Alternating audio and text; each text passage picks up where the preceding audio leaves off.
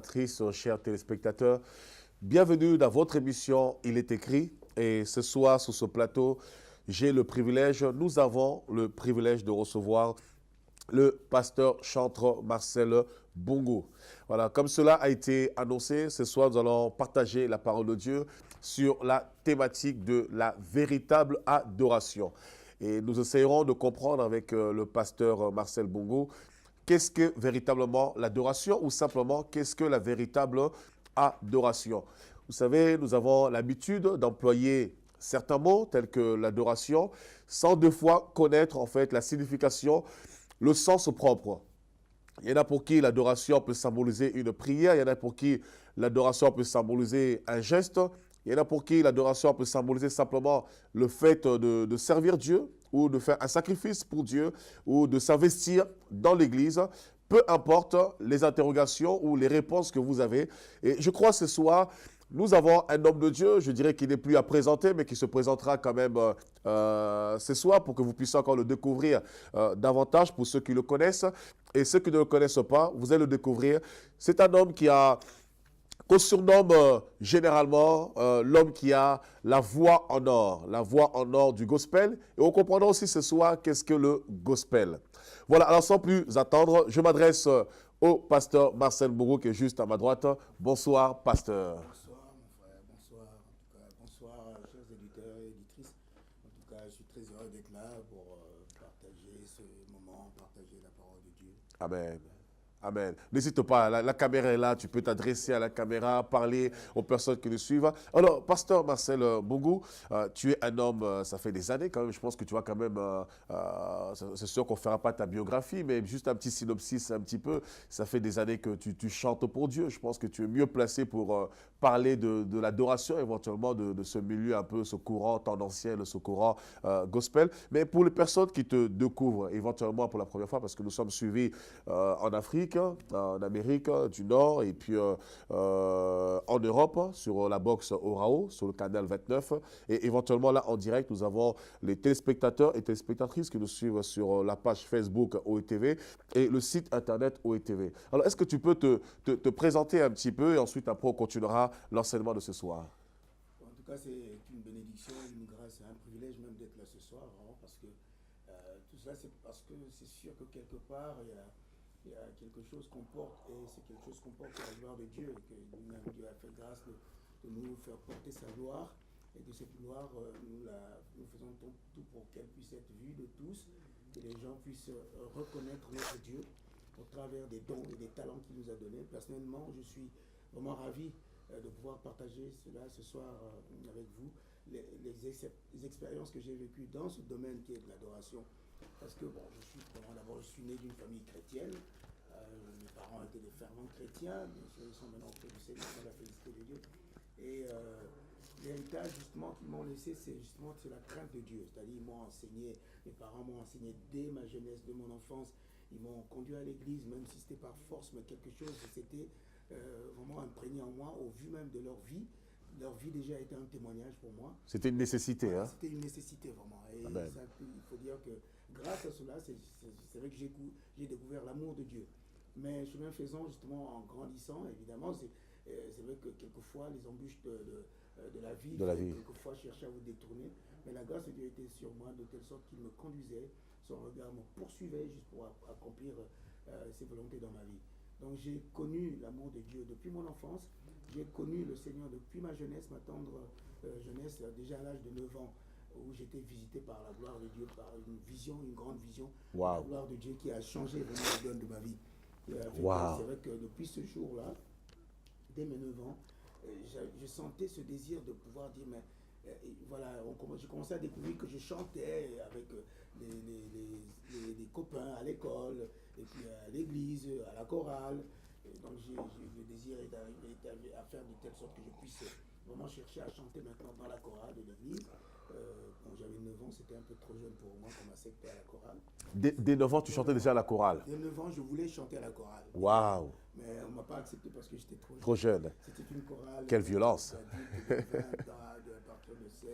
Plutôt de 20 ans jusqu'à 50 ans. Moi, je n'avais que 9 ans. C'est à 13 ans qu'on m'a accepté dans la chorale, dès 13 ans. Donc, à 9 ans, j'ai vu la gloire de Dieu et à 13 ans, je me suis fait baptiser. J'ai accepté le Seigneur, je me suis fait baptiser. Et le Seigneur m'a fait grâce aussi de me remplir de son esprit. Donc à partir de ce moment-là, j'ai cheminé avec le Seigneur jour après jour jusqu'à aujourd'hui. Évidemment, il y a eu des embûches sur le chemin, comme j'ai dit, mais le Seigneur vraiment m'a toujours gardé pour faire de moi son instrument, l'instrument de sa gloire au travers des talents et des dons qu'il m'a donnés. Waouh, waouh, ça c'est merveilleux. Et ça fait combien de temps aujourd'hui tu chantes pour Ben, Dieu? ça Tu as ce fait, don il en faut tant que dire que si chanteur je compte depuis l'âge que je chante, de 13 ans. depuis, Ouh, oh là bas. Je pense que ça fait fait des lustres. 50 Hein. ans, ça fait Ça fait 50 des ans, lustres. Hein. ça fait 50 ans au moment que je chante la gloire de Dieu, que je chante les louanges du Seigneur et que je témoigne vraiment de son amour. Waouh, ça c'est merveilleux, ça c'est merveilleux, c'est magnifique. C'est un beau parcours, un parcours qui est honorable parce que on voit que c'était depuis ta tendre enfance. Hein. C'est pas juste quelque chose de circonstance, c'est pas quelque chose qui est venu comme ça par hasard ou de façon opportun. Mais c'était un don qui était là. Un don, un talent qui était là, qui a commencé à se manifester même avant le temps. Donc on peut considérer que c'était un enfant précoce par rapport à ce talent, ce don. Et lorsque le temps de Dieu est arrivé, tu es rentré dans ton service. Et ça, c'est un bon témoignage de voir des ministères durer aussi longtemps et dès le plus jeune âge. Et puis évoluer, hein, évoluer avec le don, grandir avec le don, mûrir le don, amener le don à maturité. Et ça, je pense vraiment, c'est une grâce et c'est une grande bénédiction pour le corps du Christ. C'est une grâce, une grande bénédiction pour nous, surtout francophones. C'est vrai que dans la francophonie, même si c'est plus beaucoup les ministères de la parole qui sont mis en exergue, c'est vrai qu'on a très peu de ministères qui ont commencé très tôt, très jeunes et qui ont perduré éventuellement, ou ceux qui ont commencé dans le temps aussi, très peu véritablement ont pu demeurer. Hein. Après, il y en a quelques-uns qu'on pourrait citer éventuellement qui font aussi un travail remarquable au niveau de l'Afrique. Par exemple, j'ai une pensée au niveau de la Haute-Volta, hein, anciennement appelée la Haute-Volta, comment ça s'appelle Le Ouagadougou maintenant. Oui, Et qui devient maintenant je Burkina du Faso. pays. Merci, Burkina merci. Faso, Waouh. voilà. Le Burkina Faso, oui. Le Burkina Faso. Donc, c'est vraiment merveilleux. Alors, ce soir, pasteur Marcel, tu es aussi chantre, hein, tu es pasteur, tu es aussi chantre, et ça c'est une grâce, hein, parce qu'on comprend que nous chantons, et le chant, en fait, n'est rien d'autre que la parole de Dieu qui est chantée, donc forcément, cela fait de nous aussi quelque part des prédicateurs. Voilà. Mais la particularité, c'est que tu as aussi son ministère en tant que pasteur. Mais c'est vrai qu'il faut dire que depuis mon enfance, déjà dans ma jeunesse, ma tendre jeunesse, en fait, je faisais quelquefois des proclamations, des désirs, des souhaits, tout ça. Et je me souviens dans mon enfance, je disais qu'un jour je serai pasteur, tout ça, je prêcherai la parole de Dieu. Je voyais tout ça. Quand je voyais comment les pasteurs étaient éloquents en prêchant, je dis tiens, un jour je serai comme ce pasteur-là, je vais prêcher la parole de Dieu. Et puis c'est vrai que quand j'ai grandi, bon, c'est vrai que le talent a fait surface et tout ça, le talent a surgi et j'ai commencé à être connu, j'ai commencé à faire des concerts par-ci par-là. Le talent a pris un peu plus de place, c'est-à-dire l'artistique, je veux dire. Mais quand c'est arrivé le moment où le ministère m'a rattrapé, le ministère pastoral m'a rattrapé parce que je commençais à dire non, mais moi je chante, ça me suffit, ça me suffit. Et puis l'Esprit m'a rappelé que j'avais fait cette demande-là, ou bien j'avais proclamé ces paroles comme quoi je serais un jour pasteur. Comme ce pasteur. Voilà, comme ce pasteur. Après, je me suis souvenu de ça, j'ai dit oui Seigneur, ok, ta volonté soit faite, j'ai accepté, c'est vrai, de me consacrer et puis de rentrer vraiment dans le ministère pastoral avec le pasteur David Goma qui a été mon mentor, qui m'a conduit, qui m'a enseigné, qui m'a aussi encouragé dans le ministère et tout ça. Donc, le pasteur David Goma, voilà, du CRC. Je pense que pendant que nous sommes là, c'est important. C'est important. La Bible déclare ne devez rien à personne, mais par contre, soyez reconnaissants. Voilà, je pense que ta caméra est là. Certainement, le pasteur aussi, David Goma, est en train de suivre cette émission. Et je pense que c'est honorable de l'honorer. Dans la francophonie, on a très peu de pères. Très peu de pères dans la foi. Ou si même il y en avait, c'est des pères qui essaient de tuer leurs enfants.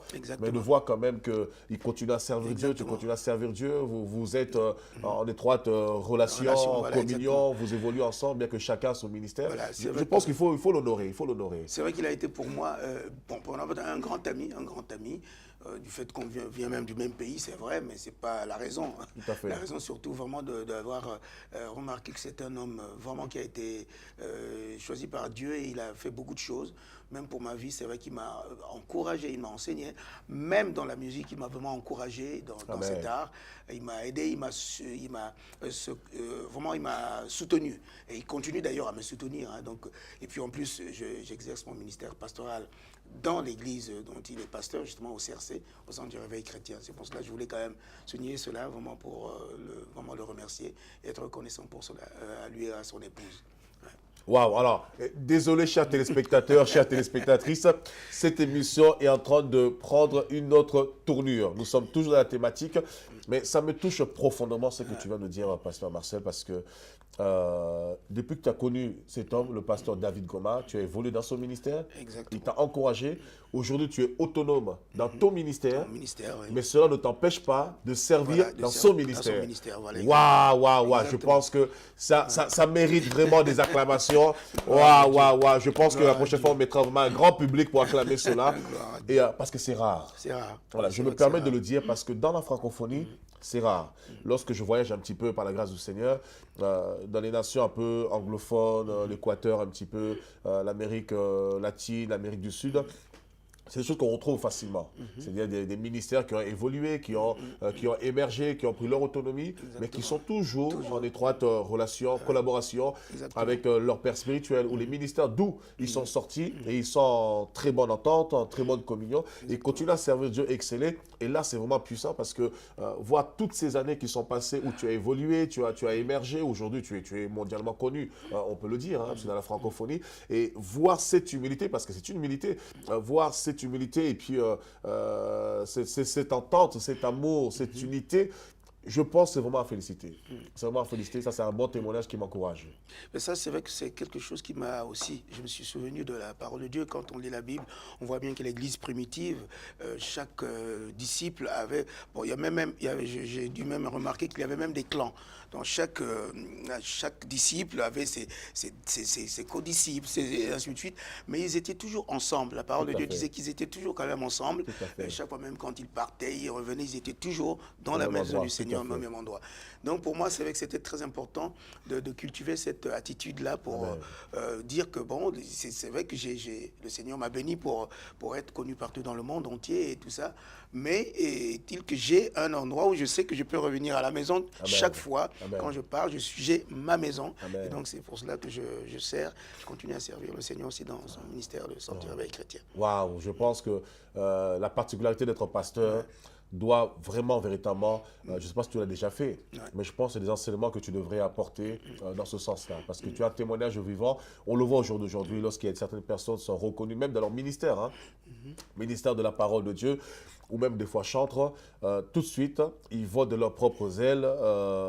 Il faut absolument qu'ils commencent quelque chose, il faut absolument qu'ils soient quelque part, il faut absolument qu'ils soient autonomes, qu'ils soient seuls, ils coupent les ponts avec tout. Mais voir ça, c'est merveilleux, de reconnaître que malgré la grâce que j'ai, Dieu permet qu'il y en a qui doivent voler aussi de leurs propres ailes. Et tu peux continuer à voler, mais n'empêche qu'il y a toujours cette base qui est là. Et comme un peu Jérusalem, la base qui symbolisait un peu l'appui, la colonne. Et ça, c'est vraiment merveilleux. C'est un beau témoignage. Je pense qu'il faut beaucoup d'enseignements là-dessus pour qu'au niveau de la francophonie, que les divisions cessent, les rébellions aussi, parce que les rébellions, les divisions, parce que quand on a cette mentalité, cet esprit, il n'y a pas lieu de se rebeller parce qu'on comprendra en fait, c'est ma maison, c'est la base. Si je détruis la maison, je me détruis moi-même, je me prive moi-même de la grâce de Dieu parce que dans le ministère, on rencontre des difficultés, des combats. Et des fois, ça fait du bien de se ressourcer à la base, de retourner un peu à la base, de se ressourcer. Et d'ailleurs, on voit les apôtres, hein, quand ils rencontraient des difficultés, même Paul et Barnabas, dans Acte 15, ils vont rencontrer des difficultés face à soit des pharisiens ou d'autres docteurs de la loi qui enseignaient un petit peu un mélange de la loi et de la grâce. Et ils vont retourner à Jérusalem et ils vont siéger au premier concile de l'Église. Et tous les apôtres et toute l'Église siégeant à Jérusalem, qui était un peu la base là-bas un petit peu. Et ils vont s'entretenir par rapport à la parole. Et ils vont être fortifiés, encouragés en entendant un peu les dires des uns et des autres. Et ils vont se fortifier. Et c'est comme ça qu'ils seront forts, qu'ils vont avancer. Non, c'est vraiment encourageant. C'est vraiment encourageant. C'est vraiment encourageant. Voilà, que Dieu soit béni. Alors, ce soir, nous sommes dans... Je sais que beaucoup sont impatients. Ils sont en train de se délecter de tout ce qui se dit sur ce plateau. Ils sont émerveillés. Moi, le premier, parce que ça m'encourage. Ça fait, nous avons avons 18 ans de ministère, mais la route est tellement longue, on voit tellement beaucoup de choses. Nous formons, nous encadrons, nous formons des pasteurs, nous encadrons, mais c'est des choses qui nous enseignent. On ne cesse d'apprendre, on ne cesse de recevoir, et tout ce qu'on vit, il y a toujours un but, il y a une raison pour laquelle, que ce soit en bien ou en mal, il y a toujours un enseignement à en tirer. Nous, j'aimais beaucoup un homme qui disait, je ne perds jamais, je gagne. Voilà, même quand je perds, j'apprends. Voilà, c'est un grand homme qui n'est plus là aujourd'hui parmi nous, mais paix à son âme, que Dieu le bénisse. Voilà, alors la thématique de ce soir, c'est dans Jean chapitre 4, au verset 22 à 24, la véritable adoration. Qu'est-ce que la véritable adoration? Ou lorsque ce passage nous parle de l'adoration, qu'est-ce qu'on peut comprendre là-dessus? Qu'est-ce qu'on peut comprendre par rapport à l'adoration? Qu'est-ce que l'adoration? Est-ce que c'est une position? Est-ce que l'adoration, c'est un chant? C'est une musique? C'est un instrument? Est-ce que l'adoration, c'est une prière? L'adoration, c'est quoi? C'est une offrande? C'est de l'argent? C'est un bouc? Un bœuf qu'on sacrifie. On va peut-être se situer dans le contexte, hein, je ne sais pas. Si tu veux lire ou je pourrais lire, c'est comme tu veux. Non, comme tu peux lire aussi, il n'y a pas de problème. Simplement, c'est vrai que la question est bien posée parce que, premièrement d'abord, dans mon expérience, l'expérience que j'ai vécue vraiment dans ce domaine de l'adoration, bien sûr, c'est vrai que je chantais déjà depuis des années, je chante partout. Bon, mes chansons chantaient partout dans les églises et tout ça. Et en même temps aussi, dans les expériences que j'ai vécues, en ce qui concerne par exemple mon art, l'art que Dieu m'a donné, c'est-à-dire que la musique, le chant et tout ça, j'avais fini par comprendre quelque chose, ou le Seigneur plutôt a fini par me faire comprendre quelque chose, parce qu'il m'a interpellé par rapport à ça. À savoir que quand je chantais, bien sûr, moi je me disais que quand je chantais, j'adorais. Quand je chantais, que je louais, il me dit non, ce n'est pas que quand tu chantes, tu m'adores ou tu me loues. Non, ça n'a rien à voir. Le chant, disons, quand tu chantes, ça ne veut pas dire que tu adores. Que tu adores. Voilà. C'est ce que l'Esprit m'a fait comprendre. D'accord. Et même quand tu loues, ce n'est pas que tu es en train de louer avec des chants que tu adores. Me faire comprendre aussi que le chant, ta musique, tes talents, ce n'est qu'un moyen par lequel tu exprimes ton adoration. L'adoration, c'est un mode de vie. L'adoration, c'est... Là, tu apportes déjà des voilà. clés, là, déjà. Voilà. Donc, l'adoration, c'est juste plutôt le chant. Voilà. C'est un moyen d'exprimer ton adoration. Donc, on comprend par là tout de suite, je pense, hein, que l'adoration n'a rien à voir avec le chant. Ça n'a rien à voir avec le chant. Voilà, donc nous avons déjà une réponse un peu des brides qui arrivent. L'adoration n'a rien à voir avec le chant. Quand on voit même justement dans le livre de Jean, quand le Seigneur justement dit à la femme samaritaine, il dit voilà, voici hein, les adorateurs, les vrais adorateurs que le Père cherche, c'est ceux qui adorent en esprit et en vérité. Voilà. Je peux le lire? Oui. Ok. Alors nous sommes dans Jean chapitre 4. Versets 22 à 24. Nous prions vraiment Dieu, que Dieu puisse illuminer les yeux de nos cœurs. Vous tous qui suivez cette émission à cet instant, que Dieu puisse illuminer les yeux de vos cœurs pour que vous sachiez l'espérance qui s'attache à la vocation céleste et que cette émission soit bénéfique pour vous dans votre manière de servir Dieu, dans le service, dans la consécration, réellement comprendre aussi qu'est-ce que véritablement l'adoration. Alors nous sommes dans Jean chapitre 4, versets 22 à 24. Vous adorez ce que vous ne connaissez pas. Waouh! Nous adorons ce que nous connaissons, car le salut vient des Juifs. Mais l'heure vient, et elle est déjà venue, où les vrais adorateurs adoreront le Père en esprit et en vérité. Car ce sont là les adorateurs que le Père demande. Dieu est esprit, et il faut que ceux qui l'adorent en esprit et en vérité. Exact. Que ceux qui l'adorent en esprit et en vérité. Tout à fait. Cela veut dire, on peut finir par comprendre que c'est quoi l'esprit en fait? L'esprit, ceux qui adorent l'adorent en esprit. En esprit. Mais cela veut dire que, est-ce que s'il faut qu'on adore Dieu, s'il faut adorer Dieu, il faut qu'on ait l'esprit pour adorer Dieu. Parce que Dieu est esprit. Si on veut l'adorer, il faut qu'on soit aussi esprit pour adorer Dieu. Cela veut dire nous devons être spirituels. Nous ne devons pas être seulement des hommes et des femmes simplement naturels. Bien sûr, nous sommes naturels. Mais j'ai fini par comprendre aussi qu'il y a... Et pourquoi adorer en esprit? Parce qu'en nous, il y a l'esprit qui est en nous. Parce que Dieu communique avec nous par l'esprit. Par l'esprit. Tout à fait. Dieu parce que le charnel, le corps, bien l'intelligence humaine n'a pas accès à Dieu, si ce n'est que par l'esprit. Je l'avais dit qu'intellectuellement, on ne peut pas amener une adoration à Dieu, intellectuellement parlant. On doit amener une adoration que par l'esprit que Dieu nous a donné. Donc l'adoration s'effectue en esprit et par l'esprit. Par l'esprit, voilà. Wow. Et puis, en vérité, c'est quoi? En vérité, ça veut dire que nous devons être dans la vérité de Dieu, dans la vérité de ce que Dieu nous révèle. C'est-à-dire que nous sommes corps, âme et esprit. Donc, cela veut dire que notre attitude, notre vie, notre comportement, tout ce que nous faisons doit être en harmonie avec l'esprit pour que nous puissions amener une vraie adoration. Pas seulement en esprit, mais en vérité. Il n'a pas dit que en esprit et aussi peut-être en vérité, mais non en esprit et en vérité. Les deux vont ensemble. Donc on adore Dieu avec tout ce que nous avons.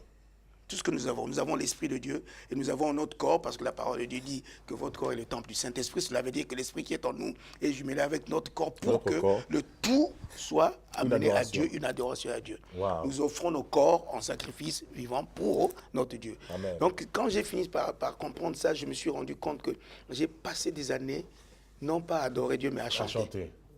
Je dis, mais toutes ces années, je ne fais que chanter, je n'adorais pas vraiment. Wow. Bien sûr, je peux dire que c'est une grâce parce que Dieu honore sa parole. Pourquoi il honorait sa parole? Parce que je chante. Ce que je chantais, évidemment, c'était la parole de Dieu. Je chantais, évidemment, quand je chantais, des chants qui avaient des thèmes, parce que justement, dans l'adoration, il y a aussi des thèmes. Les thèmes d'adoration, quand on adore Dieu, on dit tu es grand, tu es saint, tu es tout-puissant, oh, notre Dieu, tu es digne. Voilà. On définit l'adoration par rapport à ce que Dieu est. Dieu est, voilà. Par rapport à son caractère, par rapport à sa personne. Voilà, et non pas par rapport à ce qu'il fait. D'accord. Parce que ce qu'il fait, il est Dieu. D'accord. Donc, c'est là où j'ai fini par comprendre, en fait, que je devais plutôt m'examiner au-dedans de moi-même si j'étais vraiment dans une vraie adoration avec Dieu. Et non à chanteur. Et non à chanteur. Et c'est là où, justement, quand il y a des situations qui sont venues me troubler dans ma vie, des situations critiques de la vie et tout ça, j'ai commencé à me poser des questions. Pourquoi je vivais cela? Alors, je disais que toi, Seigneur, je te chante, je vais à l'église, je fais le service à l'église et tout ça. Pourquoi je peux vivre ces situations? Et à partir de ce moment-là, justement, l'Esprit m'a fait comprendre une chose, qu'il fallait que j'aille dans la présence de Dieu pour chercher à comprendre. Donc j'ai pris un temps de prière et de jeûne où j'ai commencé à demander au Seigneur pourquoi ceci, pourquoi cela. Je commençais à me plaindre. Et quand je me plaignais, le Seigneur me disait que ce n'est pas ce que je veux de toi, ce n'est pas de venir te plaindre devant moi, mais je veux plutôt te voir, te livrer à moi. J'ai dit, Seigneur, ok, d'accord. Au bout du 3e, j'ai dit, Seigneur, ma vie t'appartient. Si tu me l'as donnée, elle est à toi. Donc fais de moi ce que tu veux. Fais de ma vie ce que tu veux. Et à partir du moment-là, j'ai senti l'amour de Dieu complètement me transpercer, me remplir, et je commençais à pleurer. Mais quand je pleurais, je commençais à voir que j'étais vraiment un pécheur. C'est là où j'ai compris que j'étais vraiment un pécheur et que j'avais besoin d'une repentance, j'avais besoin vraiment de la grâce de Dieu pour que je sois sauvé. Et en ce moment-là, le Seigneur a ouvert mes yeux, où j'ai vu l'état de ma vie, ce que je vivais, même que je chantais, mais je voyais ma vie de pécheur que j'étais. J'ai commencé à pleurer, à me repentir de mes péchés, de tous mes péchés. C'est à partir de ce moment-là, quand je dis, Seigneur, prends ma vie, fais de ma vie ce que tu veux. C'est là où les choses ont changé. La vision, justement, même de mon chant a changé pour que je puisse vraiment être un vrai adorateur. Amen.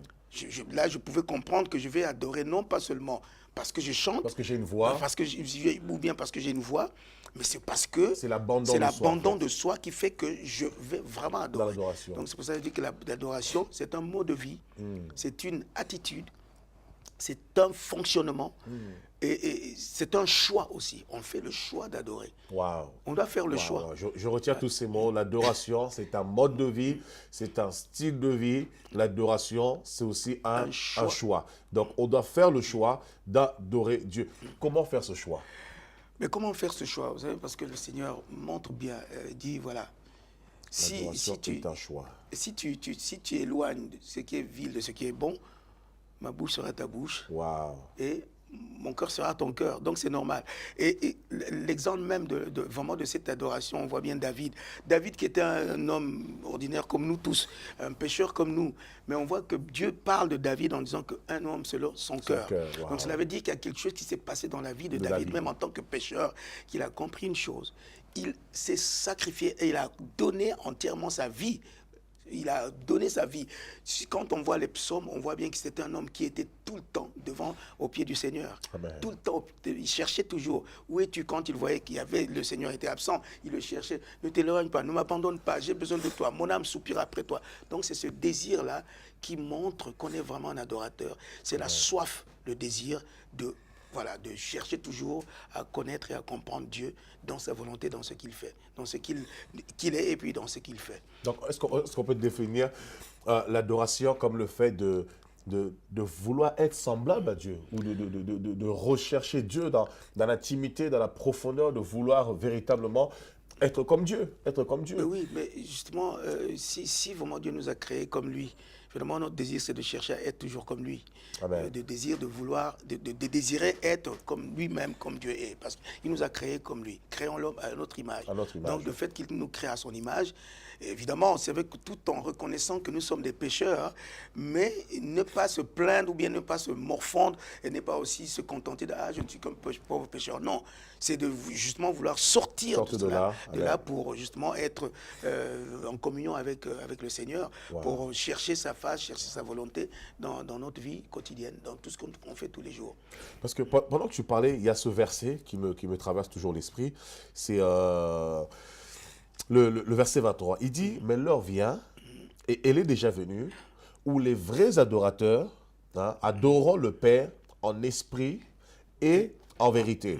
Car ce sont là les adorateurs que le Père demande. » Et dans ce que tu es en train de dire, alors si je prends ce passage à l'envers, on comprendra en fait que si je remplace l'esprit par l'opposé de l'esprit, c'est la chair. La Bible déclare dans Galates 5,16, marchez par l'esprit et vous n'accomplirez pas les désirs de la chair. Donc, je verrai plus l'opposé de l'esprit, c'est la chair, et l'opposé de la vérité, c'est le mensonge. Et sur encore plus loin, il dit car ce sont là les adorateurs que le Père demande.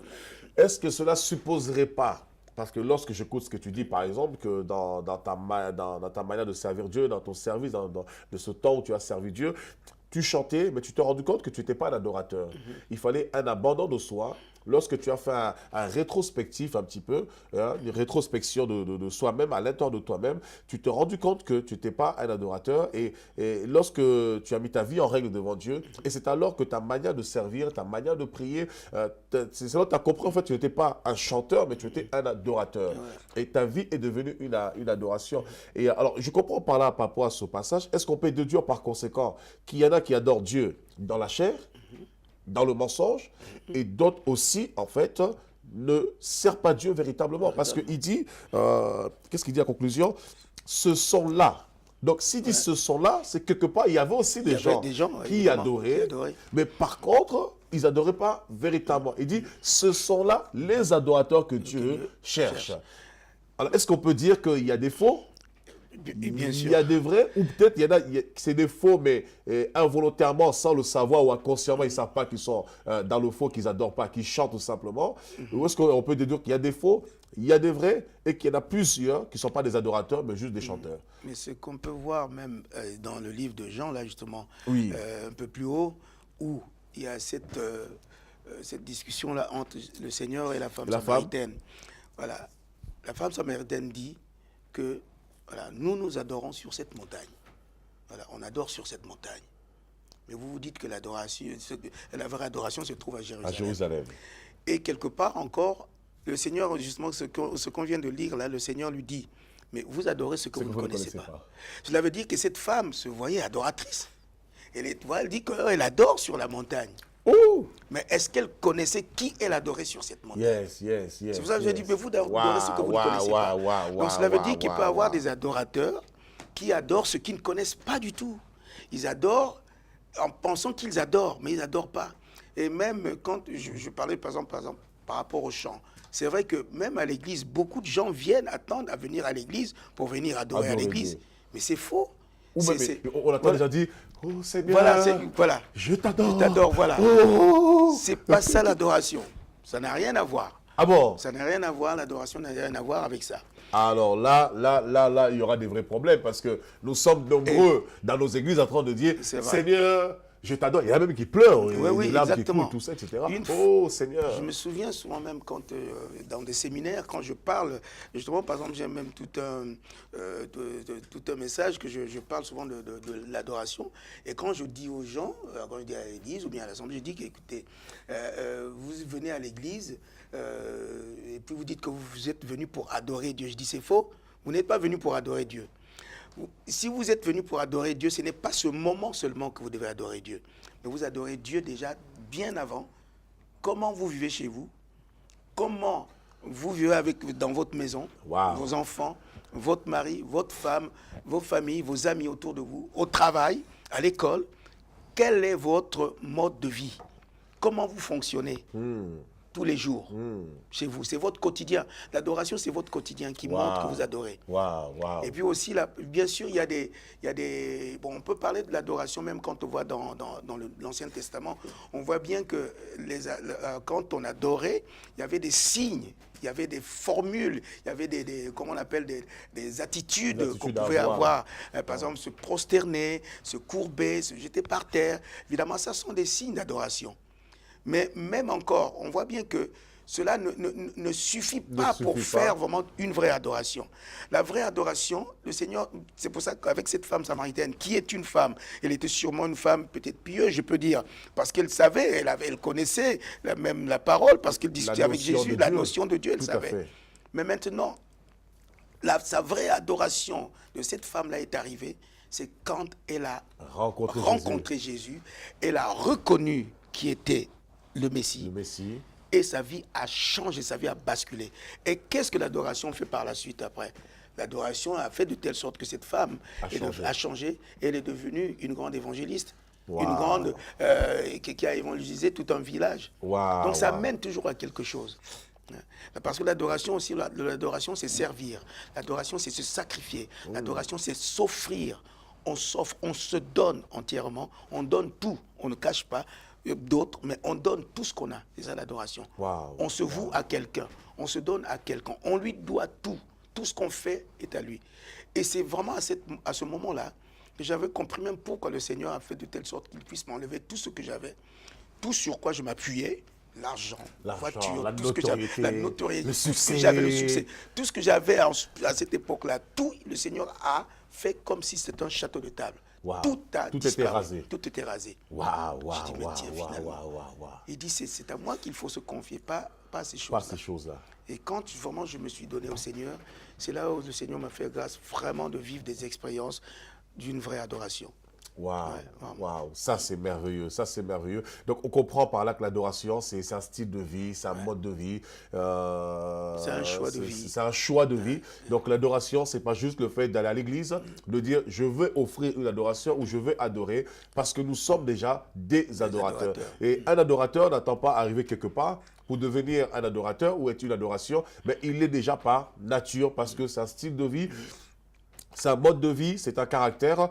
Et on voit que l'adoration, étant un mode de vie, un style de vie, nous pousse en fait véritablement, non seulement à nous offrir à Dieu totalement, ça veut dire littéralement à renoncer à soi-même. À renoncer à soi-même. La vraie adoration, c'est le renoncement. On renonce à soi-même. Et pour dire que c'est vrai qu'on est fait comme on est, c'est vrai qu'on est bâti, on est construit de chair, enfin de corps, d'âme et d'esprit, c'est vrai. On est tout cela. Mais c'est pour ça même l'apôtre Paul, quand il parle justement de ce sacrifice, il dit que son corps, il le traite durement pour que le corps soit assujetti. Parce que le corps ne peut rien. Le corps, tout ce que le corps demande, c'est ce qui est contraire à l'esprit.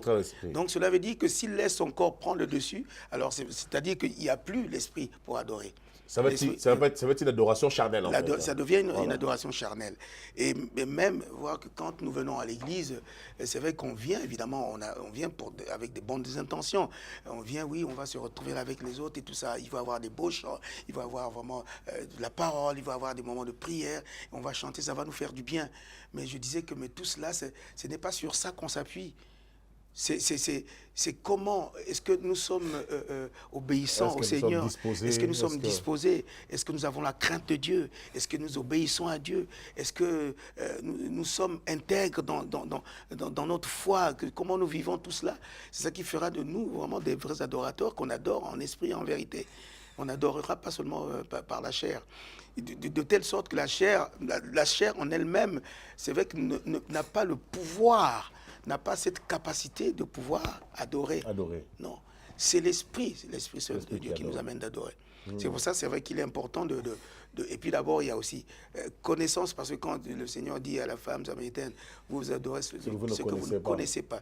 Il faut avoir la connaissance. C'est vrai que l'adoration est rattachée à la connaissance. À la connaissance. On doit connaître. On doit connaître qui on adore. On doit le connaître. Tout à fait. Parce que si on ne le connaît pas, comment peut-on s'offrir à une personne qu'on ne connaît pas, C'est comme une femme. Une femme ou une relation entre un homme et une femme.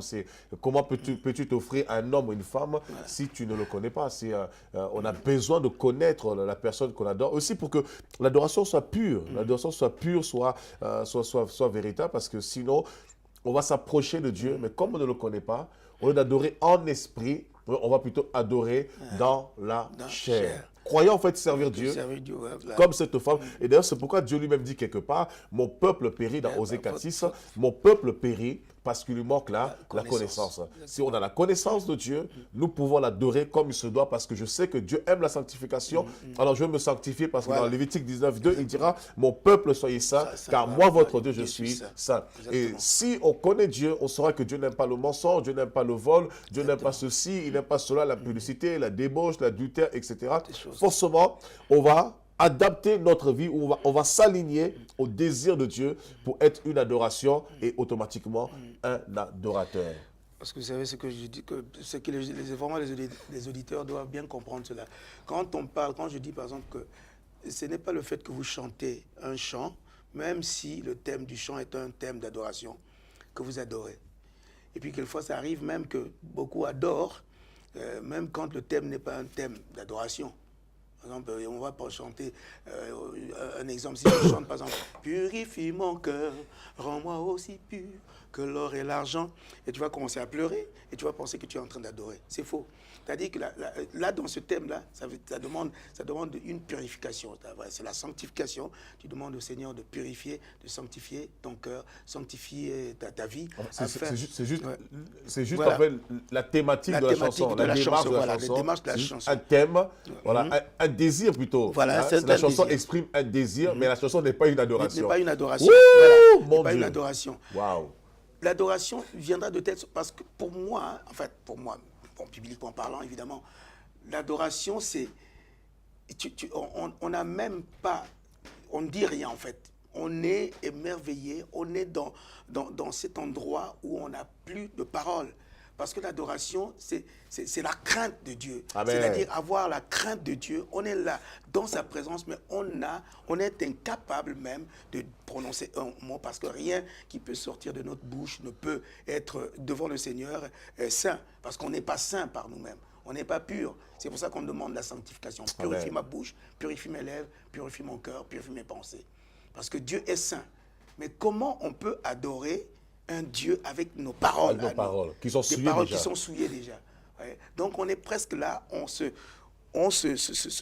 est silencieux, on ne fait rien, mais on veut simplement être là dans la présence pour que Dieu lui-même, par son esprit, nous emmène, par son esprit, nous amène devant son trône pour le contempler, pour contempler Dieu. C'est pour ça qu'on parle des signes qui montrent l'adoration. C'est le prosternement, s'agenouiller, voilà, s'incliner complètement. On parle de ces signes-là.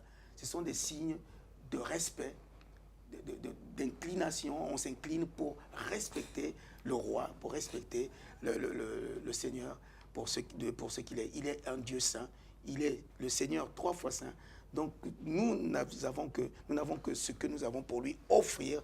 Offrons-lui comme un sacrifice notre corps, notre âme et notre esprit, pour qu'il soit véritablement adoré. C'est ça notre adoration que nous lui apportons. C'est notre corps, notre âme et notre esprit. Waouh. Mon sacrifice. Alors, je sais que vous êtes nombreux à nous suivre. Hein. On me dit que vous êtes nombreux à nous suivre actuellement sur le direct, la page Facebook, sur le site www.oetv.fr et aussi sur le canal 29 de la box Orao, aussi bien de l'Italie, de la Belgique. Nous vous saluons du Bénin, du Togo, du Cameroun, du Sénégal, de la Côte d'Ivoire, du Congo. Que le Seigneur vous bénisse, que Dieu vous bénisse pour votre fidélité. Alors, juste à la fin de cette émission, le pasteur chantre Marcel Mbungu va interpréter peut-être quelques chants un petit peu. Alors, on se posera la question après avoir chanté ces chants, est-ce que ces chants, c'est l'adoration? Est-ce que c'est la louange? Ou est-ce que c'est juste des chants qui expriment des thématiques, des désirs, des demandes à Dieu? Mais n'empêche, ces chants nous conduiront quand même dans la présence de Dieu. Amen. Parce que tout ce que nous faisons, nous le faisons pour le Seigneur. La Bible déclare dans Colossiens 3:17, quoi que vous fassiez en parole ou en œuvre, faites tout au nom du Seigneur. Et ceux-là ont compris que l'adoration, finalement, n'est pas simplement un chant. Le chant n'est qu'un moyen pour exprimer l'adoration et l'adorateur que nous sommes, un moyen que Dieu nous donne pour qu'on s'exprime. Alors, on comprend par là, en fait, nous sommes nous-mêmes des adorateurs et l'adoration, on doit la vivre au quotidien. Alors, il y a quelque chose auquel je pense de l'adoration. On trouve ce mot dans Genèse, chapitre 24, ce que je regardais tout à l'heure un peu rapidement. Lorsque Abraham va sacrifier son fils sur le mont Horeb, dans Genèse 24, alors Abraham parle avec ses serviteurs, pour un peu appuyer ce que tu dis, notamment, nous sommes là, 22 plutôt, voilà, 22. On nous dit ici, Abraham va mettre Dieu va mettre Abraham à l'épreuve. Nous sommes dans Genèse, chapitre 22, versets 1 à 5. Après ces choses, Dieu mit Abraham à l'épreuve. Il lui dit, Abraham, et il répondit, me voici. Dieu dit, prends ton fils, ton unique, celui que tu aimes, Isaac. Va-t'en au pays de Moridja, et là offre-le en holocauste sur l'une des montagnes que je te dirai. Abraham se leva de bon matin, sella son âne et prit avec lui 2 serviteurs et son fils Isaac. Il fendit du bois pour l'holocauste et partit pour aller au lieu que Dieu lui avait dit. Le 3e jour, Abraham, levant les yeux, vit le lieu de loin. Au verset 5, et Abraham dit à ses serviteurs, restez ici avec l'âne, moi et le jeune homme, nous irons jusque-là pour adorer et nous reviendrons auprès de vous. Abraham prit le bois pour l'holocauste, le chargea sur son fils et il porta dans sa main le feu et le couteau. Mais le verset 5, il dira, Abraham dit à ses serviteurs, restez ici avec l'âne, moi et le jeune homme, nous irons jusque-là pour adorer. Exact. Alors cette adoration, c'était un sacrifice. Exact. Un sacrifice. Ouais. Nous pensons souvent l'adoration se fait d'écouter de musique douce. Souvent, on le voit par exemple dans nos églises, les gens vont dire le chauffeur de salle ou le chauffeur de banc, le chauffeur de salle appelé communément modérateur, qui modère le Saint-Esprit, qui modère un peu l'ambiance de la salle, qui modère un peu l'esprit des personnes et qui dira voilà, maintenant, bien aimé, nous allons passer à la louange. Alors quand on met la louange, on attend les cymbales, il y a du bruit, tout ça, machin, etc. Tout le monde crie. Et après, quand c'est fini, on dit maintenant, nous allons adorer Dieu. Alors, comme maintenant Dieu va adorer Dieu, c'est mon Santou, Santou. Alors, quand Dieu va adorer Dieu, forcément, les gens aussi prennent une position. Il faut être calme, il faut être doux, il ne faut pas déranger, il ne faut pas de bruit. Et puis, voilà, une chanson douce un petit peu. Et on appelle ça l'adoration. Alors qu'on apprend ce soir, l'adoration n'a rien à voir avec une chanson qui bouge, une chanson qui soit lente, que ce soit un slow, entre guillemets, mais l'adoration, c'est une attitude, c'est une vie, c'est un mode de vie, c'est un caractère et par-dessus tout, c'est un choix. L'adoration. C'est un choix de vie. Ça, c'est merveilleux. Alors, qu'est-ce qu'on peut dire actuellement, par exemple? Nous avons la prolifération, par exemple, d'un style de musique qu'on appelle le gospel, par exemple. Nous avons le gospel, parce qu'on comprend par là que la femme est adorée sans savoir, en fait, qui est adorée et encore moins comment adorer. Voilà. Alors, nous avons beaucoup de groupes musicaux aujourd'hui. Nous avons beaucoup de chantres, beaucoup de chanteurs. Bon, je fais la différence parce qu'on a vu tout à l'heure qu'il y avait le chanteur et éventuellement l'adorateur, c'est le chantre.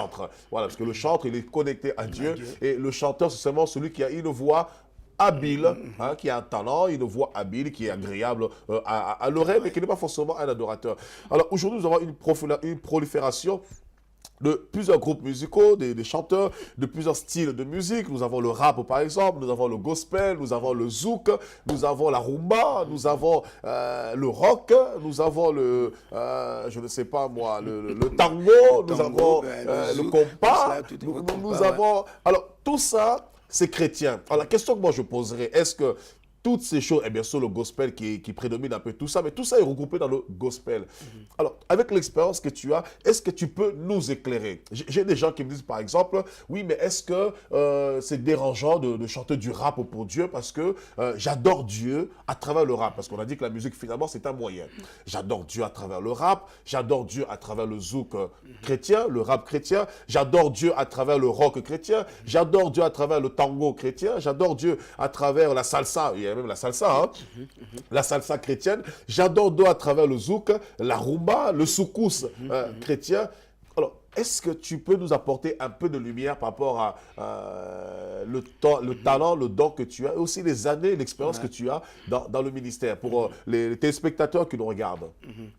Ben, c'est vrai que en fait, c'est une question qui m'a toujours été posée à ce niveau-là, sur les différents styles de musique, dans le gospel, même par exemple les Américains, enfin les Nord-Américains plus précisément aux États-Unis, on parle de gospel qui aujourd'hui n'est plus un style, mais qui devient une éthique. L'éthique gospel, c'est-à-dire c'est l'évangile, c'est la parole de Dieu. Et au travers justement de cette éthique, on utilise toute forme de musique pour exprimer la musique, exprimer justement le gospel, la louange. Mais le gospel, par sa racine, sa source, on voit bien que le gospel, ça veut dire la bonne nouvelle, l'évangile. Voilà, c'est la bonne nouvelle, l'évangile. Mais pourquoi ils ont dit gospel song, c'est-à-dire que c'est les chants de l'évangile. Donc on exprime l'évangile par des chants. D'accord. On parle de l'évangile au moyen du chant. Du chant. Et après, ils ont commencé à avoir ce qu'on appelle gospel traditionnel, c'est-à-dire que c'est dans la tradition, la culture vraiment noire américaine, cette culture avec des rythmes et tout ça, cette façon de parler, cette façon de chanter, cette façon de prêcher même, au moyen justement du chant. Quand le prêcheur dit « Alléluia », le peuple répond « Amen », Amen et tout ça. Donc on voit ça dans le gospel, dans le gospel qu'on appelle le gospel traditionnel. Et puis plus tard, ça a évolué. Il y a eu le gospel contemporain, le gospel classique, il y a tout ça. Maintenant, ça s'est mélangé en faisant de telle sorte que même d'autres formes d'expression qui est comme le rap, on voit maintenant le rap gospel, on voit le jazz gospel, le blues gospel, le rock gospel, salsa gospel, rumba gospel, soukous gospel. Tout ça est venu rentrer dedans. Et je dirais même aussi comment on appelle le style, le slow gospel, avec les raga gospel, voilà, raga, reggae, tout cela. Voilà. Gospel, oui. En fait, pour moi, je pense que la musique, c'est la musique. Et le créateur de la musique, c'est Dieu. Amen. Maintenant, quand il donne des talents, il donne à qui il veut les talents. Il le donne à tous, on a des talents. Tout à fait. Maintenant, tu en fais ce que tu en veux avec le talent que Dieu t'a donné. Amen. Tu fais aussi de la musique ce que tu veux. Bien sûr, j'entends souvent qu'il y a la musique du monde, la musique de Dieu. Non. C'est-à-dire que la musique, elle appartient à Dieu. Amen. Un point, c'est tout. D'accord. Si aujourd'hui on parle de la musique du monde, c'est pour montrer simplement que la musique a été pervertie par le diable, de faire de telle sorte qu'on puisse le glorifier lui. C'est pour ça qu'il a perverti la musique. La musique, c'est-à-dire que les gens, on voit aujourd'hui, beaucoup de gens même dans le monde, par exemple, on chante des musiques pour influencer la jeunesse. Par exemple, il y a des musiques subliminaux, par exemple, où on voit bien que, subliminal plutôt, on voit que les gens chantent, mais en fait, ils influencent. Il y a un message derrière pour influencer toute la jeunesse. Un esprit. Parce que tout à l'heure, tu avais dit, il faut adorer Dieu en esprit, en vérité. Voilà. Donc, on adore Dieu par l'esprit. Voilà, exactement. Donc, cela veut dire que la musique, il y a un esprit dans la musique. Il y a un esprit d'influence dans la musique. Cela veut dire que toutes les musiques qu'on fait ont une certaine influence quand on la chante. Mais maintenant, comment faut-il faire? Comment faut-il faire la différence? La différence, c'est que Dieu est Dieu. Voilà. Nous sommes inspirés par l'Esprit de Dieu qui nous inspire pour faire la musique que lui, il agrée. Évidemment, c'est vrai que Dieu, sûrement, moi je sais très bien que Dieu, c'est quelqu'un qui aime la joie. Dieu c'est un Dieu de joie. Il aime la réjouissance, il se réjouit avec sa création, c'est vrai. Même quand on chante la musique, on voit qu'on danse. Maintenant, il faut savoir faire simplement la différence pour savoir jusqu'où nous pouvons aller. Jusqu'où on peut aller. Jusqu'où on peut aller avec ces musiques. Une fois, je me souviens bien que j'étais un peu choqué. J'étais parti dans l'église. Évidemment, il y avait de la musique, surtout la musique africaine. Quand on parle de la sébène, là, quand la petite guitare commence à jouer, là, attention, ça fait un tour de sang dans le corps et les gens commençaient à danser. Mais quand tu vois les gens danser, c'est comme si j'étais dans ça rappelait les danses d'avant. C'est comme si j'étais dans une boîte de nuit. Vraiment. Où il y a, voilà, c'est ça, c'est là où je parle de l'influence que c'est. Oui, mais pasteur Marcel, les gens qui étaient dans cet endroit-là, pour eux, ils adoraient Dieu. Oui, pour eux, ils adoraient Dieu, mais ils se rendaient pas compte. Tu avais l'impression que tu es dans une boîte de nuit. Mais à cet instant, si tu disais à ces personnes-là, mais mes amis, frères et sœurs, vous ne voyez pas que vous êtes comme dans une boîte de nuit? Mais ils te jetteraient des épitaphes, des anathèmes. Ils te diraient, mais qui es-tu pour nous juger? Mais ce qui s'est passé, c'est que quand ils ont fini par jouer, vous étiez ça dansait, tout ça, ils dansaient comme s'il y avait des... On voyait même si les filles qui dansaient, les sœurs qui dansaient, c'est comme si c'était les filles d'un chanteur, on voit que je vais taire le nom, je ne dirais pas, qui chantent dans le monde. Et c'est comme si ces filles-là, exactement, c'était les mêmes danses, avec remuant les fesses et tout ça, les danses érotiques, voilà. Ça amenait à ça. Pourtant, c'était des chants, on est des chants religieux.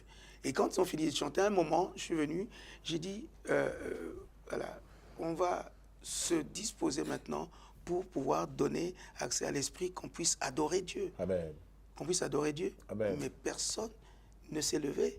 Personne même dans les intentions, j'ai vu que les gens n'avaient plus cette envie. Cette envie de se parce trémousser. Que, bon, voilà, ou alors même quand ils adorez pour eux, non, on va chanter des chants lents et tout ça. Je dis non, mais exprimez votre adoration maintenant. Exprimez votre adoration. Si vraiment vous voulez adorer, exprimez-le même par les chants, par des prières. C'est ça l'adoration. Wow. Donc les gens, en fait, il y a une différence. Une fois même, j'étais en train de... Je priais justement quand on me posait même toutes ces questions-là. J'ai prié du Seigneur. Mais comment nous allons-nous nous retrouver au ciel avec toutes ces musiques-là? L'Esprit me dit, que la parole de Dieu dit que nous chanterons un cantique nouveau. Je dis Seigneur, merci parce qu'au moins, heureusement parce que mais sinon là, ça va être complètement la débandade là. Toutes ces musiques viendront là et puis comment on va faire? La parole dit non, nous chanterons un cantique nouveau. Amen. Donc les choses seront nouvelles. Amen. Il y aura toutes ces musiques là. Et puis il faut dire aussi que toutes ces musiques, c'est sur la terre. Bien sûr. C'est pour nous. Parce qu'au ciel, la parole de Dieu dit, on ne fera qu'adorer au ciel. Donc c'est avec tous ces thèmes que nous chantons même ici. La terre, il n'y en aura plus. On ne fera qu'adorer Dieu. On ne fera qu'élever le nom du Seigneur. On sera dans la contemplation. Donc cela veut dire que toutes ces musiques-là, il faut faire seulement la différence, bien aimé. C'est-à-dire savoir faire la différence au travers de tout cela. Mais moi-même, on me pose des questions. Mais quel est ton style de musique? Je dis, je ne sais pas. Je n'ai pas de style de musique. Tout ce que l'Esprit me donne de faire, je le fais. S'il me dit aujourd'hui, si je sens que la musique est en train de faire comme si c'était un reggae, je le fais. Si c'est de la musique, ça fait comme si c'était une rumba, je fais. Si c'est, voilà, c'est comme ça. Je n'ai pas a priori un style que j'ai choisi pour faire la musique que Dieu me donne de faire. Mais c'est l'Esprit qui m'inspire. Et pour vous dire aussi, il y a des musiques qui sont inspirées, vraiment venant vraiment du nom de Dieu. Parce que moi, je me souviens d'avoir...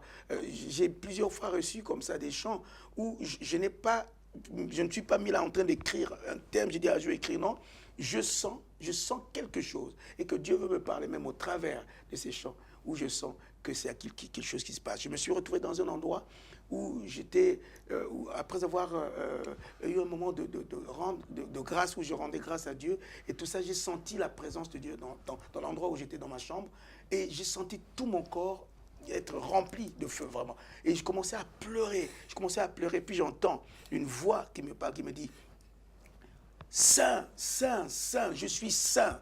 Moi, ton Dieu, je suis saint. » Et il me dit, « Sois saint comme je suis saint. » Je me suis réveillé, et je commençais à pleurer, parce que je voyais ma condition. Je dis, mais je ne suis pas saint, Seigneur, mais comment devenir saint?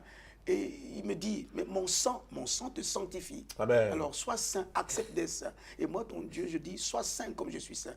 Et c'est là où je me suis rendu compte que vraiment de ma personne, mais que c'est une grâce même d'être visité comme ça. Et en ce moment-là, je dis, Seigneur, sanctifie-moi, purifie-moi, rends-moi pur, rends-moi saint. Et j'ai entendu maintenant, ce moment-là, comment les anges adorent Dieu dans le ciel. Ils étaient en train de dire, Holy, holy is the Lamb. Holy, you are holy, Jesus. Jesus is your name. Jesus is the Lord.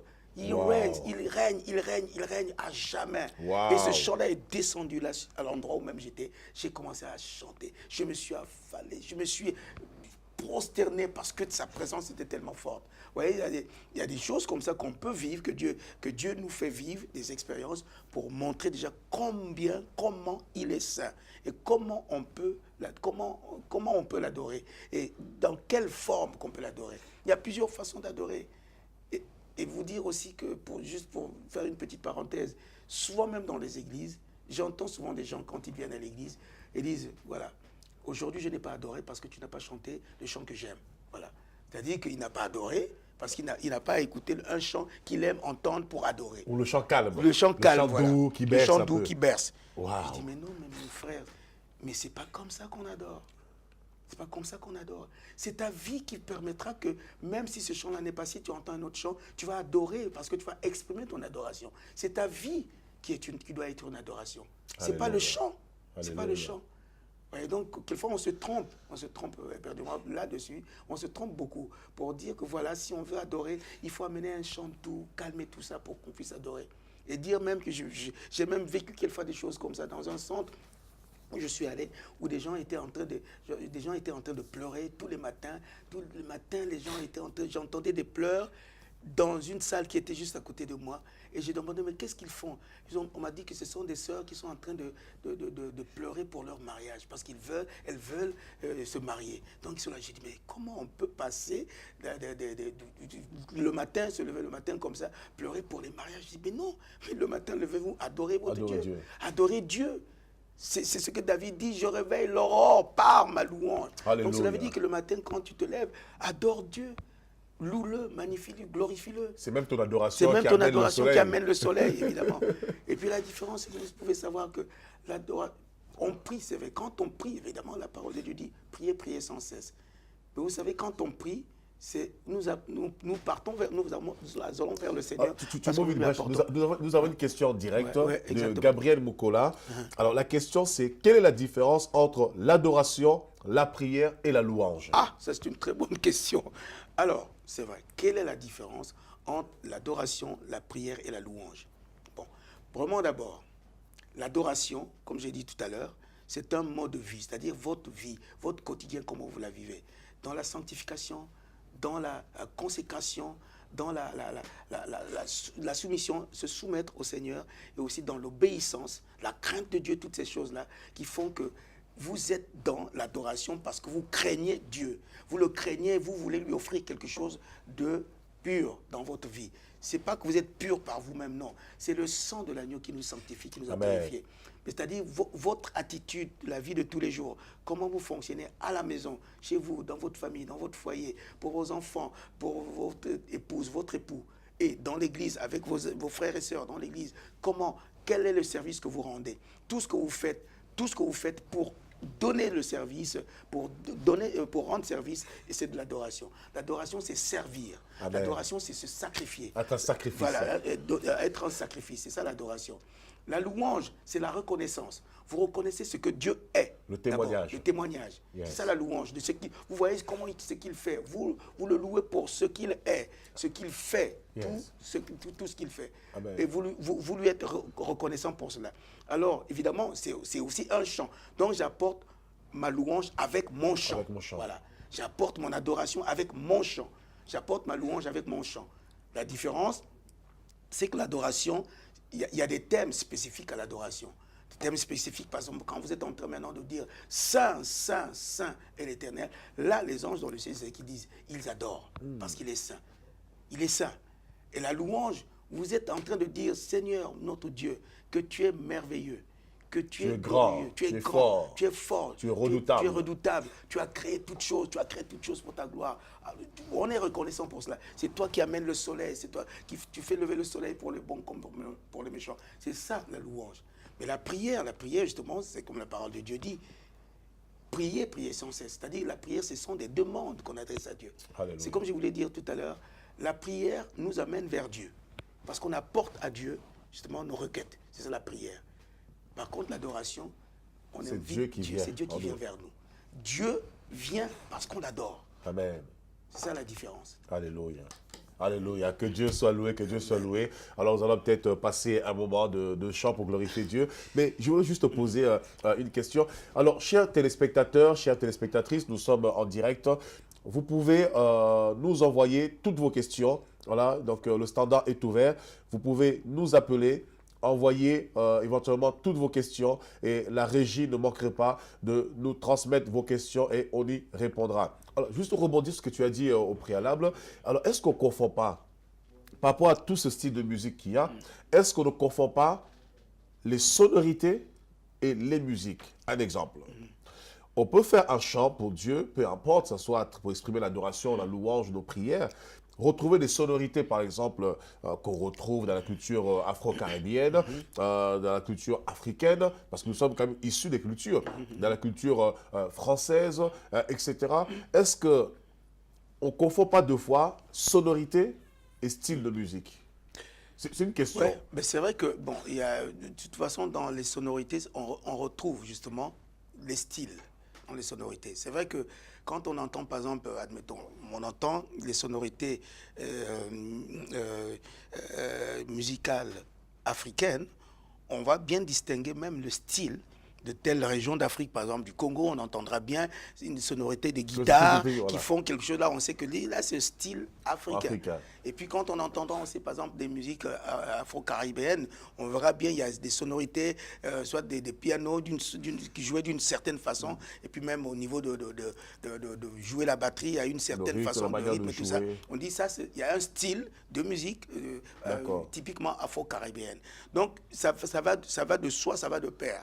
C'est-à-dire que le style et les sonorités, c'est ce qui amène justement à reconnaître quel genre de musique et ça vient d'où cette musique. Et c'est là où on nous reconnaît dans nos cultures. Évidemment, Dieu n'est pas contre nos cultures, au contraire, si nos cultures sont sanctifiées par la puissance de Dieu, donc cela veut dire que nous pouvons utiliser nos musiques pour glorifier et louer Dieu, adorer Dieu. Amen, amen. Que Dieu soit béni. Alors, pourquoi je pose cette question-là? Pour faire la distinction, parce que retrouver une sonorité de zouk, par exemple, et faire du zouk chrétien, est-ce qu'il n'y a pas une différence? Ouais, c'est la même chose. Ben, c'est-à-dire, pour moi d'abord, c'est vrai que souvent, la question que moi-même je me suis posée, souvent c'est de dire que bon, est-ce que... On peut retrouver du tam-tam, un exemple. On peut louer le Seigneur, on peut mettre du tam-tam. Et généralement, on sait que généralement, bon, ce que joue au tam-tam, soit c'est des latinos, éventuellement du côté de l'Afrique. Bon, on va retrouver des sonorités un petit peu, mais est-ce que la sonorité fait, pardon, obligatoirement le style musical ou le genre musical? Un exemple. Retrouver par exemple un son électrique, est-ce que cela fait forcément de ma musique, de ce chant, du rock chrétien? Bien qu'on sait que dans le rock, ce qui prédomine généralement, c'est la guitare électrique. Est-ce que parce qu'on retrouve de la guitare électrique, cela fait forcément de cette musique du rock chrétien? Ben, forcément. C'est là où je pose la question. Est-ce qu'on peut distinguer la sonorité du genre musical ou on les met ensemble ou parce qu'il y a de la guitare électrique dans la chanson, mais qui n'est pas forcément du rock, mais on retrouve la guitare électrique qui n'est pas forcément du rock et faire purement du rock chrétien. Est-ce qu'il y a une différence là-dessus? Forcément, je crois qu'on retrouve ça dans la manière de jouer, de la manière dont même le compositeur, par exemple, élabore son chant, voilà, où on peut trouver. Moi, c'est vrai que là, par exemple, c'était quand il y a quelques jours, là, j'étais en train d'écrire, de composer un chant. J'étais en train de composer. Et pendant que je composais, je composais, puis c'était en train de m'amener à dire que là, c'est de la pop musique. Pourtant, je ne suis pas européen, je ne suis pas occidental, mais c'est de la pop musique, c'est-à-dire la musique populaire. Dans le style, dans la façon de jouer, des accords et tout ça, ça montrait que c'était de la pop musique, qui est une musique, justement, qu'on chante souvent en Occident. Donc, cela veut dire qu'il y a des sons, même dans le style, ou bien même dans la manière de chanter, peut définir un style. Et et des sonorités qui font que ce style-là vous amène à ce genre musical. À ce genre de musical. Le rap, le reggae, la reggae et toutes ces choses-là. Donc je crois que pour moi c'est lié en fait. Lié. J'espère que Dieu nous fera grâce. Un jour on sera au ciel, on aura une vision où on verra Gabriel en train de faire du rock ou faire du rap et puis rapper Jésus. Exactement. En tout cas, que Dieu soit béni. Alors, Pasteur Marcel, nous arrivons à la fin de cette émission. Alors, je ne sais pas s'il y a des questions. Vous pouvez nous appeler en direct, vous pouvez envoyer vos questions, nous allons y répondre.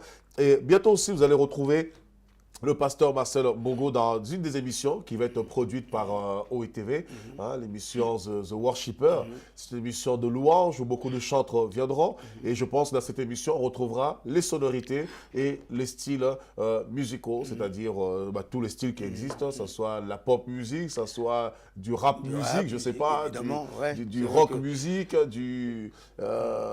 voilà, vous retrouverez toutes ces sonorités dans une des futures émissions de la chaîne OETV. Voilà, une des productions OETV, The Worshipper, les adorateurs, qui vont exprimer leur talent, leurs dons à travers les chants en fait, musicaux, à travers les instruments, à travers aussi l'art, la danse, la peinture. Voilà, tout ça sera vraiment au cœur de cette émission. Donc, vous retrouverez le pasteur, chanteur Marcel Bongo très très bientôt, très prochainement, dans votre émission The Worshipper, qui sera produite, diffusée par la chaîne OETV, où plusieurs chanteurs, artistes, plusieurs talents en fait, vont pouvoir adorer Dieu, exprimer leur adoration.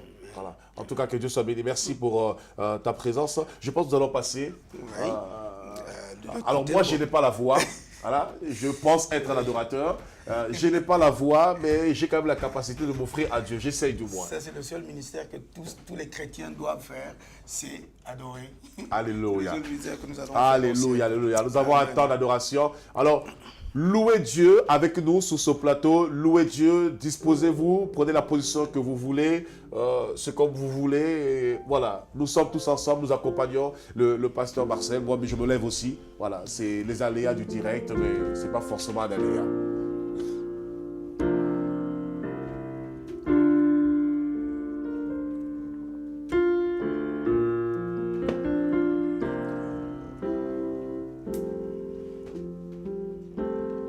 Au fond de moi, je savais que tu étais toujours là, près de moi.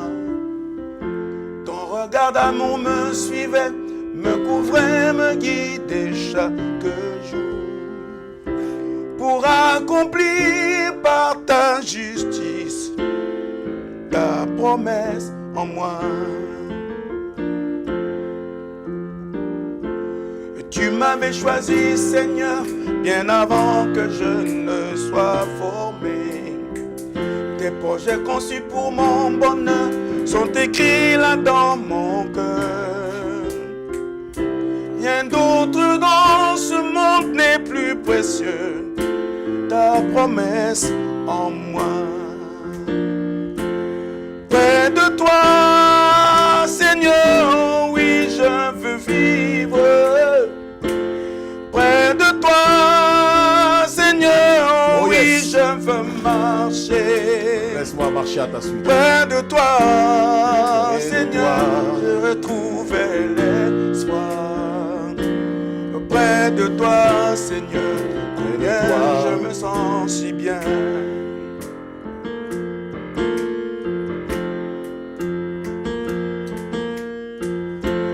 Oui, je sais que désormais, je t'appartiens pour toujours.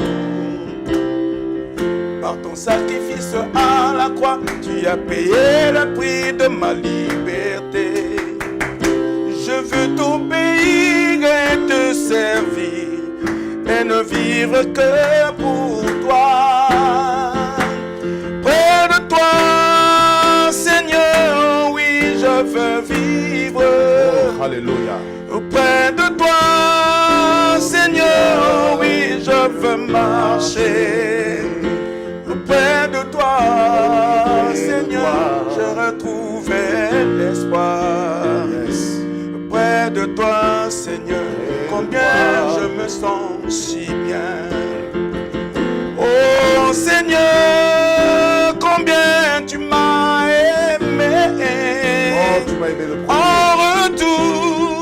Je te donne ma vie. Je veux chanter Oh yes. pour toi, oh mon sauveur. Mon sauveur. Je veux t'aimer Je veux et ne vivre que pour toi. Oh oui, pour toi seul, Seigneur Jésus. Je veux t'aimer Je veux et ne vivre que pour toi. Toi seul est dit, Seigneur de ma louange. Je veux t'aimer et ne vivre que pour toi. Woo! Alléluia, alléluia, alléluia. Waouh, waouh, waouh. Je sens la présence Amen, de Dieu. amen. Waouh, sur ce plateau. Waouh, waouh, c'est magnifique. Waouh, waouh, waouh, waouh.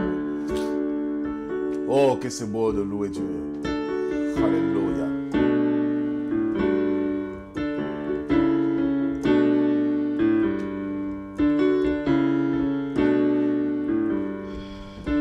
Voilà, c'est de l'improvisation. On improvise en direct. Mais l'important, c'est l'adoration. Il s'appelait Emmanuel. Oh yes.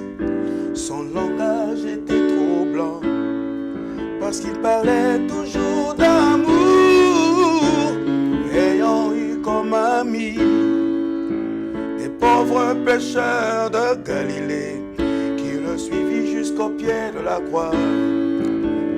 Quel immense amour qui parle aujourd'hui de toi, de ce cri d'autrefois qui résonne encore dans mon cœur, et rien ne me fait plus peur, qui parle aujourd'hui de toi, de ce cri d'autrefois qui résonne encore dans mon cœur. Oh Seigneur ressuscité, je dépose ma vie à tes pieds, c'est le prix de ma liberté.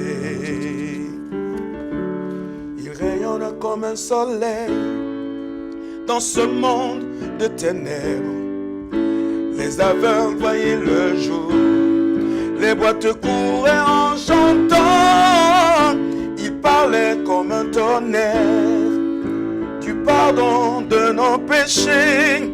En lui, Jésus donnant sa vie, le prix de son amour, qui parle aujourd'hui de toi, de ce cri d'autrefois, qui résonne encore dans mon cœur. Rien ne me fait plus peur, qui parle aujourd'hui de toi, de ce cri d'autrefois, qui résonne encore dans mon cœur. Oh Seigneur ressuscité, je dépose ma vie à tes pieds, c'est le prix de ma liberté.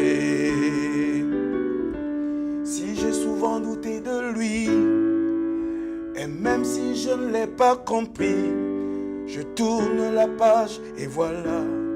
Maintenant je sais, je crois, la vie, l'amour, l'espoir, c'est Jésus vivant dans mon cœur. Oui, je l'aime et je l'adore, je chante son amour, qui parle aujourd'hui de toi, de ce cri d'autrefois, qui résonne encore dans mon cœur, et rien ne me fait plus peur, qui parle aujourd'hui de toi, de ce cri d'autrefois, qui résonne encore dans mon cœur. Ô Seigneur ressuscité, je dépose ma vie à tes pieds, c'est le prix de ma liberté, yeah, yeah, ma liberté.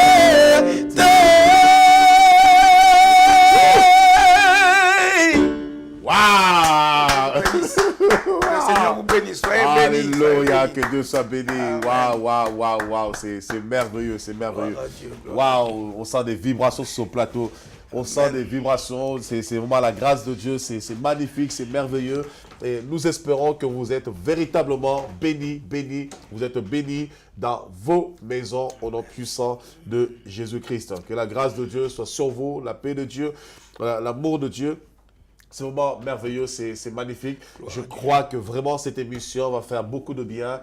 Cette émission, nous aurons la possibilité d'avoir beaucoup de talents, beaucoup de dons, Pasteur Marcel. Et je pense que le Seigneur se glorifiera puissamment. Waouh, wow. Quand je sens la chaleur qu'il y a sur ce plateau, c'est cette présence de Dieu, et aussi c'est une grâce, il faut le dire, c'est une grâce souvent que Dieu t'a faite à travers ce don, au-delà, je voulais dire une belle voix, mais au-delà de la belle voix, c'est le don qui fait la différence. Dans le monde, nous avons des voix, mais nous avons aussi la voix. Voilà, la voix qui vient de Dieu, et c'est vraiment une grâce que Dieu soit loué. Alors pour toutes les personnes qui nous suivent, vous pouvez nous appeler au numéro suivant, voilà, 06 43 08 84 94. Vous pouvez nous appeler en direct, poser vos questions en direct au 06 43 08 84 94. Voilà, la permanence, le standard est ouvert. Nous avons 5 minutes pour répondre à toutes vos questions, vos interrogations en direct. Vous pouvez appeler. Le pasteur Marcel Mbongo est là pour répondre à toutes vos questions. Voilà, appelez-nous au 06 43 08 84 94. Voilà, 06 43 08 84 94. Et le pasteur Marcel Mbongo est là pour répondre à toutes vos questions. Voilà, que le Seigneur soit loué. Pour les personnes qui nous regardent, je ne sais pas, quel encouragement tu pourrais donner aux personnes qui sont là, qui ont du mal, par exemple, des fois, à être dans la présence de Dieu, qui se posent toujours des questions. Est-ce qu'ils sont des adorateurs? Pour ceux qui regardent cette émission, qui ont réalisé peut-être que finalement, ce ne sont pas des adorateurs. Ils pensaient être adorateurs, mais c'est simplement des chanteurs, des chanteurs habiles, des personnes qui chantaient, qui avaient simplement la voix pour chanter, mais alors que véritablement, leur vie, en fait, n'était pas conforme à la parole de Dieu. La caméra juste devant toi, qu'est-ce que tu peux dire à toutes ces personnes? Quelle exhortation pourrais-tu leur apporter? Cher bien-aimé, en tout cas, tout simplement ce que je peux dire, c'est aussi par rapport à mes expériences que j'ai vécues avec le Seigneur dans ce ministère. Certes, le Seigneur m'a fait grâce de m'avoir donné ce talent, ces dons, depuis qui m'avait fait découvrir ça depuis mon enfance, et je continue à le servir d'une façon ou d'une autre, le servir fidèlement, avec tout ce que ça comporte aussi dans la vie, les embûches, les souffrances, les difficultés, quelquefois même les incompris, ou alors même des moments de découragement qui peuvent aussi, que j'ai eu. Moi, j'ai eu ces moments de découragement, parce que je me rendais compte que les choses n'allaient pas comme je le souhaitais, comme je le voulais. Mais c'est un jour, quand le Seigneur m'a interpellé, m'a dit que voilà, les dons et le talent que je t'ai donné, c'est pour ma gloire. C'est là où je me suis remis en question moi-même pour savoir si vraiment je servais le Seigneur avec les talents et les dons qu'il m'a donnés. Je me suis rendu compte que c'est vrai. Bien sûr, il se servait de moi, le Seigneur, parce que c'était sa parole. Je le chantais, je le louais, je voyais des vies touchées au travers du talent que Dieu m'avait donné. Mais moi-même, j'étais loin du compte. J'étais comme un poteau indicateur. Un poteau vous indique le lieu, vous indique une direction, mais le poteau ne se déplacera pas pour aller là où il vous indique d'aller. Il restera là. Maintenant, il faut être plutôt... Le Seigneur m'a fait comprendre, il faut que tu sois un guide. Il faut que tu sois quelqu'un qui entraîne les autres vers le lieu où je te demande de les amener. Comme il a demandé à Moïse, il les a conduits vers la terre promise. Je me suis rendu compte que oui, j'étais loin de ça. Donc il a fallu que je fasse vraiment l'autocritique de ma vie, que je me revoie, je vois au-dedans de moi-même ce qui n'allait pas. Et c'est quand j'ai compris que j'étais loin de la face de Dieu, loin de lui, au travers de ma vie qui était une vie, bien sûr, je ne dis pas que j'ai commis des choses si graves que ça, mais déjà même dans ce que je vivais de tous les jours, ma vie de pécheur, dans l'impudicité, toutes ces choses-là faisait que je ne me rendais pas compte que j'étais complètement aveuglé par le péché. Et je ne me rendais pas compte. C'est quand j'ai vraiment donné, consacré entièrement ma vie au Seigneur, j'ai renoncé à tous ces péchés. J'ai dit, Seigneur, maintenant, prends ma vie, fais de ma vie ce que tu veux. C'est là où j'ai vu la différence. C'est ce que j'ai dit au Seigneur. Je dis, maintenant, fais de ma vie ce que tu veux. Et le Seigneur me dit, maintenant, ce n'est plus toi qui vas me servir. Amen. Il me dit, c'est maintenant moi, le Seigneur, qui va me servir de toi, parce que tu es à moi. Tu es à moi. Donc, ce que je vous prie seulement pour vous exhorter, c'est de dire, Seigneur, prends ma vie et fais de ma vie ce que tu veux.